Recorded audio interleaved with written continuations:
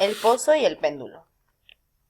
Sentía náuseas de muerte, después de tan larga agonía, y cuando por fin me desataron y me permitieron sentarme, comprendí que mis sentidos me abandonaban.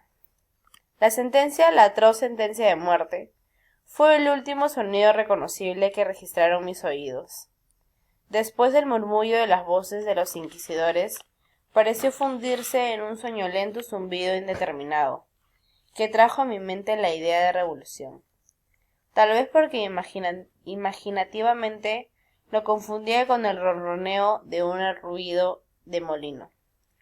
Esto duró muy poco, pues de pronto cesé de oír. Pero al mismo tiempo pude ver, aunque con terrible exageración, vi los labios de los jueces togados de negro.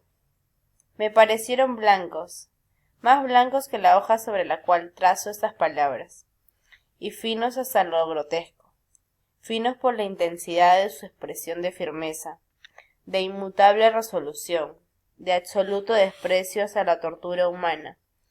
Vi que los secretos de lo que para mí era el destino brotaban todavía de aquellos labios. Los vi torcerse mientras pronunciaban una frase letal. Los vi formar las sílabas de mi nombre y me estremecí, porque ningún sonido llegaba hasta mí.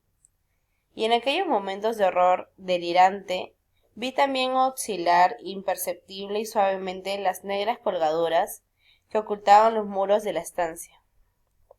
Entonces mi visión recayó en las 7 altas bujías de la mesa. Al principio me parecieron símbolos de caridad, como blancos y esbeltos ángeles, que me salvarían. Pero entonces bruscamente una espantosa náusea invadió mi espíritu y sentí que todas mis fibras se estremecían como si hubiera tocado los hilos de una batería galvánica, mientras las formas angelicales se convertían en güeros espectros de cabeza llameantes, y comprendí que ninguna ayuda me vendría de ellos. Como una profunda nota musical, penetró en mi fantasía la noción de que la tumba debía ser el lugar del más dulce descanso. El pensamiento vino poco a poco y sigiloso, de modo que pasó un tiempo antes de poder apreciarlo plenamente. Pero, en el momento en que mi espíritu llegaba por fin a abrigarlo, las figuras de los jueces se desvanecieron como por arte de magia. Las altas bujías se hundieron de la nada, mientras sus llamas desaparecían, y me envolvió la más negra de las tinieblas. Todas mis sensaciones fueron tragadas por el torbellino de una caída en profundidad, como la del alma en Hades. Y luego el universo no fue más silencio, calma y noche. Me había desmayado, pero no puedo afirmar que hubiera perdido completamente la conciencia. No trataré de definir lo que me quedaba de ella, y menos escribirla. Pero no la había perdido por completo. En el más profundo sopor, en el delirio, en el desmayo, hasta la muerte, hasta la misma tumba, no todo se pierde. O bien, no existe la inmortalidad para el hombre. Cuando surgimos del más profundo de los sopores, rompemos la tela sutil de algún sueño. Y, sin embargo, un poco más tarde, no nos acordamos de haber soñado. Cuando volvemos a la vida después de un desmayo, pasamos por 2 momentos. Primero, el desentendimiento de la existencia mental o espiritual. Segundo, el de la existencia física. Es probable que si al llegar al segundo momento pudiéramos recordar las impresiones del primero, estas contendrían multitud de recuerdos del abismo que se abre más atrás. ¿Y ese abismo qué es? ¿Cómo por lo menos distinguir sus sombras de la tumba?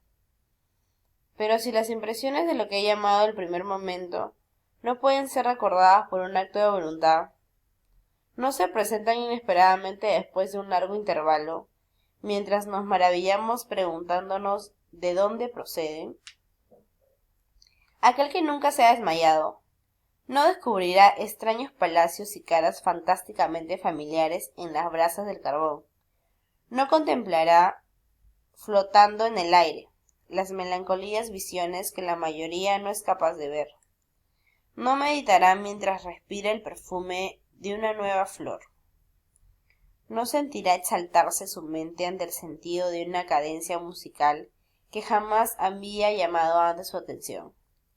Entre frecuentes y reflexivos esfuerzos para recordar, entre acendradas luchas para apresar algún vestigio de ese estado de aparente aniquilación en el cual se había hundido mi alma, ha habido momentos en que he vislumbrado el triunfo, brevísimos periodos, en que pude evocar recuerdos que, a la luz de mi lucidez posterior, sólo podían referirse a aquel momento de aparente inconsciencia.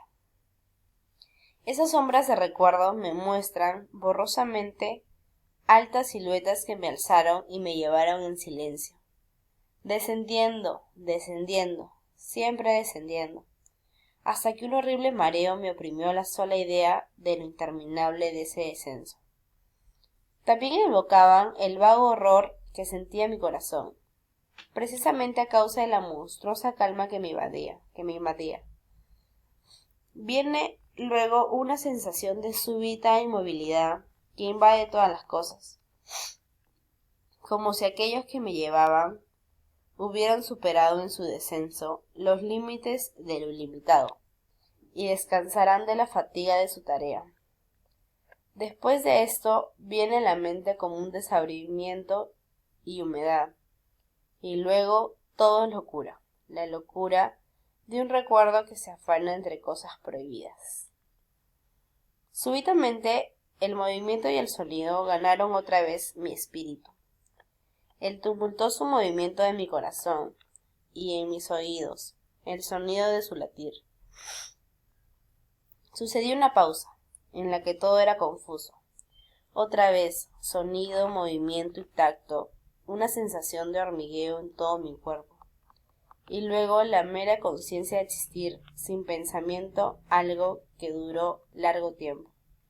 De pronto, bruscamente, el pensamiento, un espanto estremecedor y el esfuerzo más intenso por comprender mi verdadera situación. A esto sucedió un profundo deseo de recaer en la insensibilidad.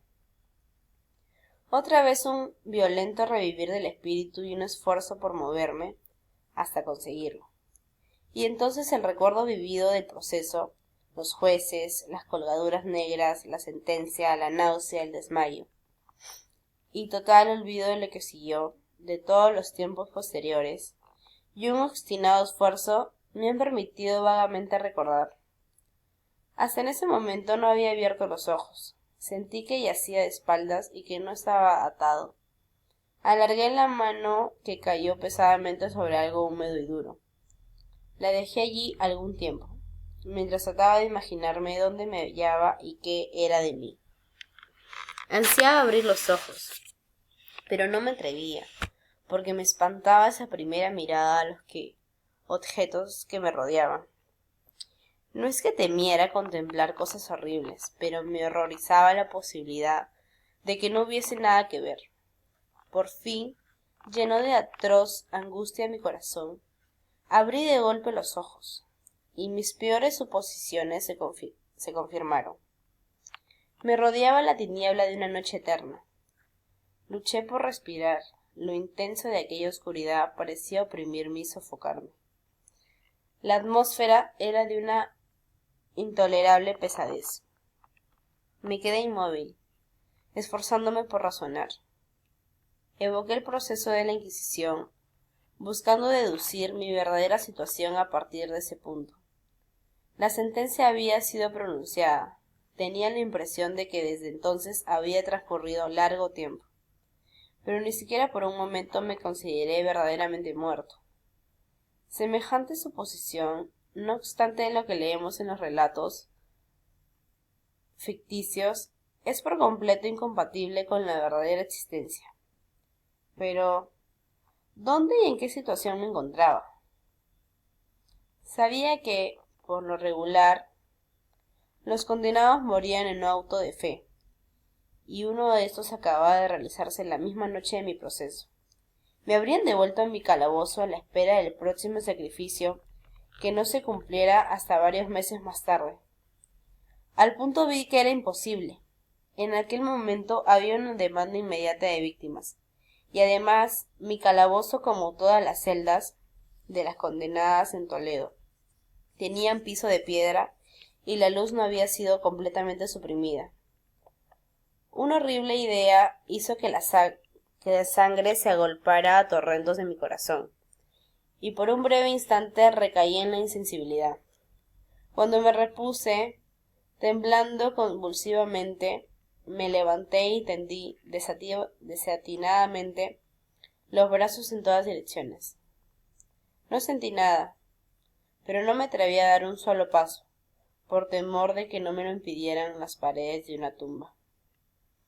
Brotaba el sudor por todos mis poros y tenía la frente empapada de gotas heladas, pero la agonía de la incertidumbre terminó por volverse intolerable, y cautelosamente me volví adelante, con los brazos tendidos, desorbitados los ojos en el deseo de captar el más débil rayo de luz. Anduve hace unos cuantos pasos, pero todo seguía siendo tiniebla y vacío. Respiré con mayor libertad. Por lo menos parecía evidente que mi destino no era el más espantoso de todos. Pero entonces, mientras seguía avanzando cautelosamente, resonaron en mí recuerdos los mil vagos rumores de las cosas horribles que ocurrían en Toledo. Cosas extrañas se contaban sobre los calabozos, cosas que yo había tomado por invenciones, pero que no por eso eran menos extrañas y demasiado horrorosas para ser repetidas, salvo en voz baja. ¿Me dejaría morir de hambre en este subterráneo mundo de tiniebla? ¿O quizás me aguardaba un destino todavía peor? Demasiado conocía yo el carácter de mis jueces para dudar de que el resultado sería la muerte, y una muerte mucho más amarga que la habitual. Todo lo que me preocupaba y me enloquecía era el modo y la hora de esa muerte. Mis manos extendidas tocaron, por fin, un obstáculo sólido. Era un muro probablemente de piedra, sumamente liso, viscoso y frío.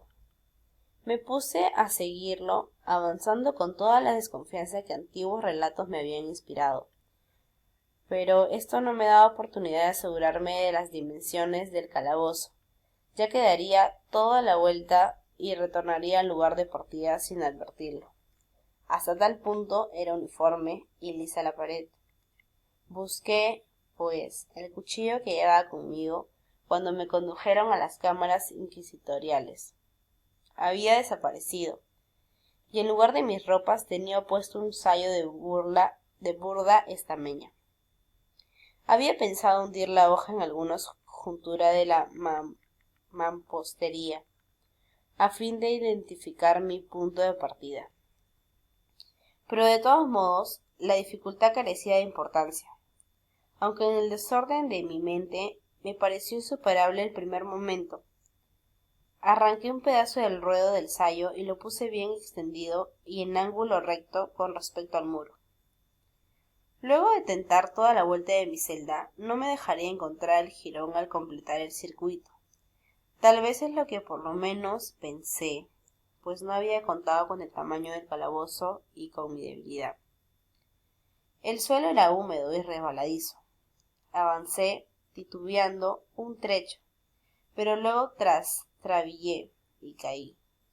Mi excesiva fatiga me indujo a permanecer postrado y el sueño no tardó en dominarme. Al despertar y extender un brazo, hallé junto a mí un pan y un cántaro de agua. Estaba demasiado exhausto para reflexionar acerca de esto, pero comí y bebí ávidamente. Poco después reanudé mi vuelta al calabozo y con mucho trabajo llegué, por fin, al pedazo de estameña. Hasta el momento de caer al suelo había contado 52 pasos, y al reanudar mi vuelta otros 48, hasta llegar al trozo de género. Había pues un total de 100 pasos, contando una yarda por cada 2 pasos. Calculé que el calabozo tenía un circuito de 50 yardas. No obstante, había encontrado numerosos ángulos de pared